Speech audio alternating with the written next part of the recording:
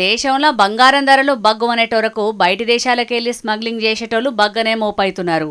శంషాబాద్ గాలి మోటార్ల డిపోలో మస్కట్కించి పట్టుకొచ్చిన 3.5 కిలోల బంగారాన్ని కస్టమ్స్ ఆఫీసర్లు పట్టుకున్నారు. ఇయ్యాల ఎవ్వలకు అనుమానం రాకుండా బంగారాన్ని మొత్తం షాక్లెట్ల లెక్క ప్యాకింగ్ చేసుకొచ్చిర్రు. కానీ పోలీసుల షేకింగ్లో బయటపడే వరకు మొత్తం బంగారాన్ని సీజ్ చేసిర్రు. ఇక బంగారాన్ని స్మగ్లింగ్ చేసేటోళ్లను అరెస్ట్ చేసి విచారణ చేసే పనిలో పడ్డారు పోలీసోళ్ళు. ఇక ఈ ముచ్చట ఇట్లుంటే తులం బంగారం రేటు 2000 మీదనే తగ్గింది. ఇయ్యాల 24 క్యారెట్ల 10 గ్రాముల బంగారం విలువ 2180 రూపాయలు తగ్గి 95,730 రూపాయలు అయింది. 10 రోజులలోనే దగ్గర 5,000 రూపాయలు తగ్గింది బంగారం ధర.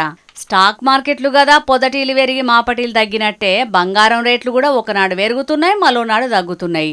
చూడాలి మరి బంగారం ధరలు గిట్లనే ఇంకిత తగ్గుతాయో లేకుంటే 3 నాళ్ళ మురిపం అన్నట్టు మళ్ళా పెరుగుతాయో గాని ఈ బంగారం రేట్లు ఇట్లనే వెరుక్కుంటా పోతే మాత్రం పేద మధ్యతరగతి ప్రజలు బంగారం కొనే పరిస్థితే లేకుండా అయ్యేటట్టుంది పోర్రి.